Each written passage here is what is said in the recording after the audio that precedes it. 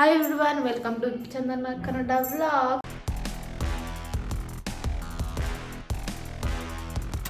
Full day vlog ಮಾಡ್ತಿದ್ದೀನಿ. So ಇವತ್ತೆಲ್ಲ ನಾನು ದಿನ ಹೇಗಿರುತ್ತೆ ಅಂತ ಈ ವ್ಲಾಗಲ್ಲಿ ಹಾಕ್ತೀನಿ. ಆ್ಯಂಡ್ ಇವತ್ತು ಸೈಬರ್ ಕೂಡ ರಜೆ ಇದೆ, ಏನೂ ಔಟ್ಸೈಡ್ ಏನು ಕೆಲಸ ಇಲ್ಲ, ಎಲ್ಲ ಪೂರ್ತಿ ಮನೆಯಲ್ಲೇ ಕೆಲಸ ಮಾಡೋಣ ಅಂತ ಅಂದ್ಕೊಂಡಿದ್ದೀನಿ. ಇವಾಗ ಏನಿನ್ನು ಮನೆ ಕ್ಲೀನ್ ಮಾಡಿಲ್ಲ, ಮನು ಕೂಡ ತಿಂಡಿ ಮಾಡಿ ಹೋದರು. ನನ್ನ ಫೇಸ್ ತುಂಬಾ ಇವಾಗ ವಿಂಟರ್ ಸೀಸನ್ ಸ್ವಲ್ಪ ತುಂಬಾ ಡ್ರೈ ಆಗ್ತಿದೆ, ಅದಕ್ಕೋಸ್ಕರ ಹೈಡ್ರೇಷನ್ ಆಗಲಿ ಅಂತ ಇದಕ್ಕೆ ನಾನು ಸ್ವಲ್ಪ ಹಾಲು, ಕಡಲೆ ಹಿಟ್ಟು ಮತ್ತು ಅಕ್ಕಿ ಹಿಟ್ಟು, ಸ್ವಲ್ಪ ಶುಗರ್ ಮತ್ತು ಹನಿ ಹಾಕಿ ಎಲ್ಲ ಮಿಕ್ಸ್ ಮಾಡ್ಕೊತಿದ್ದೀನಿ. ಗಂಟು ಬರದೇ ಇರೋ ಥರ ಫುಲ್ಲು ಮಿಕ್ಸ್ ಮಾಡಬೇಕು. ಇದು ಯಾವಾಗ ನಾನು ಈವ್ನಿಂಗ್ ಟೈಮಲ್ಲಿ ಮಾಡ್ಕೊತಿದ್ದೆ, ಕೆಲಸ ಇರೋ ಟೈಮಲ್ಲಿ. ಇವತ್ತು ಸೈಬರ್ ರಜೆ ಇರೋದ್ರಿಂದ ನನಗೆ ಟೈಮ್ ಸಿಕ್ಕಿದೆ. ಫುಲ್ಲು ಇದನ್ನು ಮನು ಫೇಸ್ಗೂ ಅಪ್ಲೈ ಮಾಡ್ತೀನಿ. ಅವ್ರು ಈವ್ನಿಂಗ್ ಟೈಮ್ ಇದ್ದಾಗ ನಾನು ಹಾಕೋಬೇಕಾರೆ ಅವ್ರಿಗೂ ಸೊ ಅಪ್ಲೈ ಮಾಡ್ತೀನಿ, ಅವ್ರಿಗೂ ಇದು ಹಾಕೊತಾರೆ. ಹಸಿ ಹಾಲು ತೊಗೋಬೇಕು ಇದಕ್ಕೆ.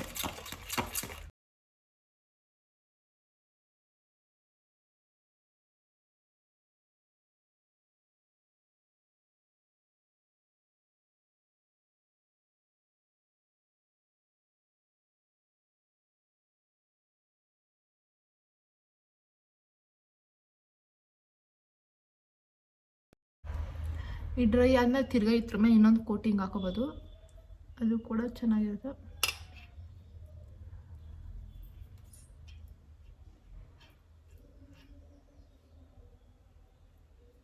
ನಾನು ಫೇಸ್ಗೆಲ್ಲ ಫುಲ್ ಅಪ್ಲೈ ಮಾಡಿದ್ದೀನಿ. ಸೊ ನೆಕ್ಕು ಹಾಕ್ಕೊಳ್ಳಿ, ಯಾಕಂದರೆ ನೆಕ್ ಫುಲ್ ಡಾರ್ಕ್ನೆಸ್ ಇರುತ್ತೆ, ಫೇಸ್ ಸ್ವಲ್ಪ ವೈಟ್ನೆಸ್ ಇದೆ, ಚೆನ್ನಾಗಿ ಕಾಣೋಣ ಅಂದ್ಬಿಟ್ಟು ನೆಕ್ಕು ಹಾಕ್ಕೊಳ್ಳಿ.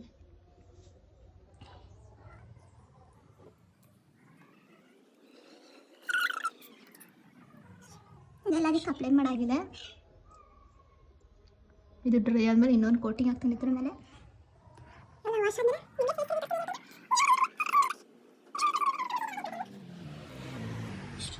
ಬಾಯ್.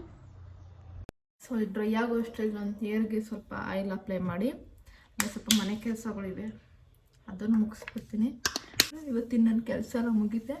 ಆಮೇಲೆ ಮಧ್ಯಾಹ್ನ ರಾಮನಗರಕ್ಕೆ ಹೋಗಿ ಸರಿ ಹೋಗುತ್ತೆ ಅಂತ ಇವಾಗೆಲ್ಲ ಮಾಡ್ಕೊತೀನಿ. ಏನು ಕೂಡ ಎಲ್ಲ ಬ್ಯಾಲೆನ್ಸ್ ಉಳಿಸಲ್ಲ, ಯಾಕಂದರೆ ನಾಳೆ ಸಾಯಂಕಾಲನೇ ನಾವು ಬರೋದು. ಸೊ ಅದಕ್ಕೋಸ್ಕರ ಎಲ್ಲ ಫುಲ್ಲಾಗಿ ಕೆಲಸ ಮಾಡಿಬಿಟ್ರೆ ಸರಿ ಹೋಗುತ್ತೆ ಅಂತ ಎಲ್ಲ ಮಾಡಿಬಿಟ್ಟು ಹೋಗ್ತೀನಿ. ನಾನು ಅಡುಗೆ ಮನೆ ಕ್ಲೀನ್ ಮಾಡಿ ಬರೋ ಅಷ್ಟೇ ಫುಲ್ಲು ಡ್ರೈ ಆಗಿದೆ. ಸೊ ನಿಮಗೆ ಕಾಣಿಸ್ತಾ ಇರ್ಬೋದು. ಇವಾಗ ಮತ್ತೆ ಇನ್ನೊಂದು ಕೋಟಿಂಗ್ ಹಾಕ್ತೀನಿ. ಮತ್ತೆ ಇನ್ನೊಂದು ಕೋಟಿಂಗ್ ಹಾಕಾಗಿದೆ. ಸೊ ನಾನಿವಾಗ ಮನೆಯೆಲ್ಲ ಒಂದು ರೌಂಡ್ ಕಸ ಗುಡಿಸಿ, ಮನೆ ಒರೆಸಿ, ಸ್ನಾನ ಮಾಡಿಕೊಂಡು ಪೂಜೆ ಮಾಡೋ ಟೈಮಲ್ಲಿ ಸಿಗ್ತೀನಿ. ನಾನು ಕೂಡ ಫ್ರೆಶ್ ಅಪ್ ಎಲ್ಲ ಆಯಿತು. ಸೊ ನೋಡಿ,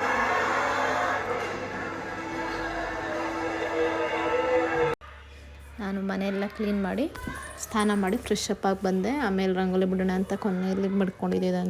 ಅದೊಂದು ಕೆಲಸ ಮಾತ್ರ ಬ್ಯಾಲೆನ್ಸ್ ಉಳಿಸ್ಕೊಂಡಿದ್ದೆ.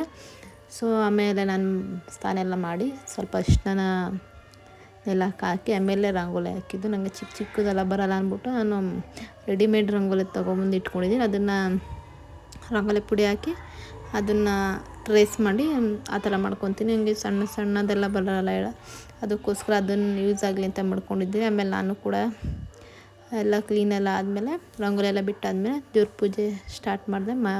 ಪೂಜೆನ ಮಾಡಿ 1 ವೀಕ್ ಆಗಿತ್ತು. ಸಮ್ ರೀಸನ್ಸ್ ಅಂತ ನಾನು ಮಾಡೋಕ್ಕಾಗಿಲ್ಲ.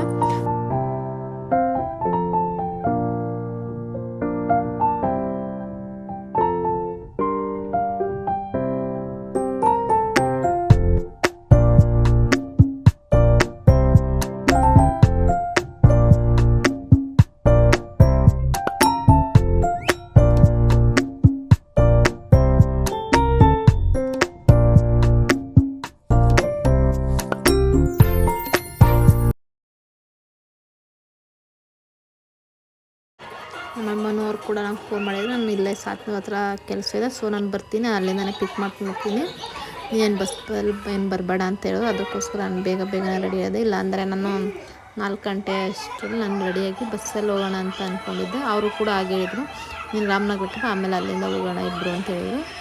ಸೊ ಅದು ಹಂಗೆ ಪ್ಲ್ಯಾನ್ ಆಗಿತ್ತು. ಇವತ್ತು ಸಾತ್ನೂರಲ್ಲೇ ಅಂದರೆ ಆ ಟೈಮ್ಗೆ ಸಾತ್ನೂರಲ್ಲಿ ಕಂಪ್ಲೇಂಟ್ ಇಶ್ಯೂಸ್ ಇತ್ತು. ಸೊ ಅದಕ್ಕೋಸ್ಕರ ಅದು ನೋಡ್ಕೊಂಡು ಬರೋಕ್ಕೆ ಅಲ್ಲಿಂದ ಕಳಿಸಿದ್ರು. ಅವ್ರುಗಳ ವೆಹಿಕಲಲ್ಲೇ ಬಂದಿದ್ದರು. ಅದಕ್ಕೋಸ್ಕರ ನಾನು ಇಲ್ಲೇ ಬಂದಿದ್ದೆ, ಹೆಂಗಿದ್ರು ನಿನ್ನ ಕರ್ಕೊ ಹೋಗ್ತೀನಿ, ಬೇಗನೆ ರೆಡಿ ಆಗಿರು ಅಂತ ಹೇಳಿದ್ರು. ನಾನು ಕೂಡ ಆಯಿತು ರೆಡಿ ಆಗ್ತೀನಿ, ಹಾಗೆ ಅಲ್ಲೇ ಊಟ ಮಾಡ್ತೀನಿ ಅಂತ ಹೇಳಿದ್ರು. ಎಲ್ಲಿ ಬೇಡ, ಹಂಗೆ ಸಿಂಪಲ್ಲಾಗಿ ಸ್ವಲ್ಪ ಮ್ಯಾಗಿ ತೊಗೊಬರ್ತೀನಿ, ಹಂಗೆ ಮಾಡು ಅಂತ ಹೇಳಿದ್ರು. ನಾನು ಕೂಡ ಈ ಔಟ್ಫಿಟ್ ಹಾಕ್ಕೊಂಡು ರೆಡಿ ಆಗಿದ್ದೆ.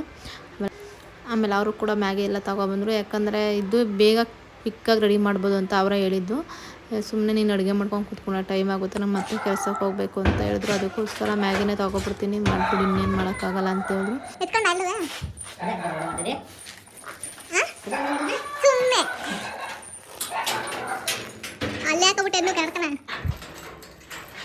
ಆಮೇಲೆ ಅವರು ಅಷ್ಟೇ ಬಂದರು. ಆಮೇಲೆ ಮ್ಯಾಗಿ ಮಾಡಿ ಇಬ್ಬರು ತಿಂದು ಮನೆ ಬಿಟ್ಟು ಅಲ್ಲಿಂದ ಬೇಗನೆ ಮನೆಗೂ ಕೂಡ, ಯಾಕಂದ್ರೆ ಅಲ್ಲಿಂದ ಕಾಲ್ಸ್ ಬರ್ತಿದ್ವ, ಬಾಯಲ್ಲಿ ಕೆಲಸ ಇದೆ, ಐಟಮ್ ಹಾಕಿದ್ದಾರೆ, ಹೋಗಲ್ಲಿ ಬಸ್ ಸ್ಟಾಪಲ್ಲಿ ತೊಗೊಬರ್ಬೇಕು ಅಂತ ಫೋನ್ ಮಾಡಿದರು. ಅದಕ್ಕೋಸ್ಕರ ನಾವು ಬೇಗನೆ ಮನೆ ಬಿಟ್ವಿ. ಅಲ್ಲಿಂದ ಬಿಟ್ಟು ಆದರೂ ಅವ್ರು ಬಸ್ಸವ್ರು ಇನ್ನೂ ಬಂದೇ ಇರಲಿಲ್ಲ. ಅಷ್ಟೇ ಸ್ವಲ್ಪ ಗಾಡಿ ಅವರು ಓನರ್ ಕೂಡ ಹೇಳಿದ್ರು, ಇದೇನು ಕಂಪ್ಲೇಂಟ್ ಇದೆ, ಸ್ವಲ್ಪ ನೋಡು ಅಂತ, ಚೆಕ್ ಮಾಡು ಅಂತ. ಮನೋರು ಕೂಡ ಇನ್ನೇನು ಬಸ್ ಬರೋಷ್ಟು ಇದೊಂದು ಸ್ವಲ್ಪ ಆದರೂ ಕೆಲಸ ಮುಗಿಸೋಣ ಅಂತ ಅದನ್ನು ನೋಡ್ತಾಯಿದ್ರು. ಹಾಗೆಲ್ಲ ಚೆಕ್ ಮಾಡ್ಕೊಂಡು ಮತ್ತೆ ಹೋಗಿ ಅದನ್ನು ಸ್ಟಾಪ್ ಮಾಡಿ ಇಲ್ಲಿ ಬಸ್ ಕೂಡ ಬಂದಿತ್ತು ಅಂತ ನನ್ನ ಕೂಡ ರಾಮನಗರಕ್ಕೆ ಅವ್ರ ವೆಹಿಕಲಲ್ಲೇ ಕರ್ಕೊಂಡು ಹೋದ್ರು.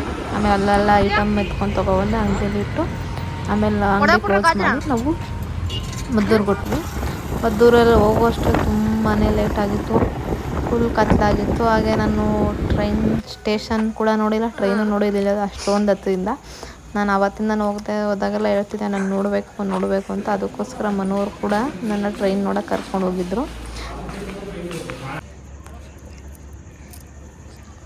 ಟೈಮ್ ಪಾಸ್ ಕೊಂಡು ನೋಡಿ ಬೇಡ.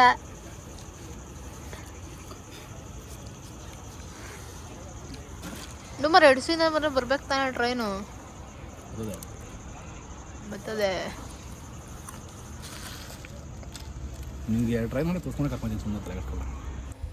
ಇಷ್ಟೊತ್ತು ಆದಮೇಲೆ ನಾನು ಹೋಗೊಂದು ಹೇಳ್ಬೇಕು ಅಂದ್ರೆ 1 hour 1.5 hour ನಾನು ಮನು ಕೂಡ ವೆಯ್ಟ್ ಮಾಡಿ, ಅದಕ್ಕೆ ಮನೋರು ಹೆಂಗೋ ಕಡಲೆಕಾಯಿ ತಂದಿದ್ದರು, ಹಾಗೆ ಟೈಮ್ ಪಾಸ್ ಆಗ್ತಿತ್ತು. ಆಮೇಲೆ ಟ್ರೈನ್ ಕೂಡ ಬಂತು. ಟ್ರೈನ್ ಯಾವತ್ತೂ ನಾನು ಇಷ್ಟೊಂದು ಹತ್ರದಿಂದ ನೋಡಿಲ್ಲ.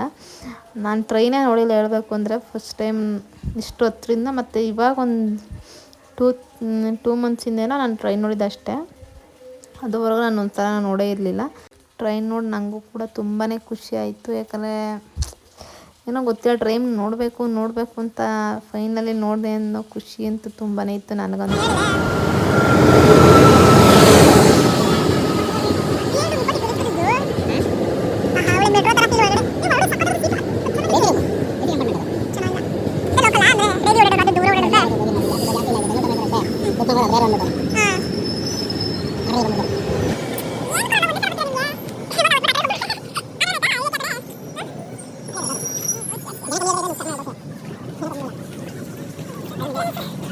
ಮನೋರು ಕೂಡ ನನಗೆ ನಿನ್ನ 2 ಟ್ರೈನ್ ತೋರಿಸ್ಕೊಂಡು ನಾನು ಕರ್ಕೊಂಡು ಹೋಗ್ತೀನಿ ಅಂತ ಹೇಳಿದರು. ಅಷ್ಟರಲ್ಲಿ ಮಮ್ಮಿ ಕೂಡ ಬೇಗ ಫಸ್ಟ್ ಟ್ರೈನ್ಗೆ ಬಂದರು. ನನಗೆ ಗೊತ್ತೇ ಆಗಿಲ್ಲ ಇನ್ನೊಂದು ಟ್ರೈನ್ ಬರುತ್ತೆ ಅಂತ.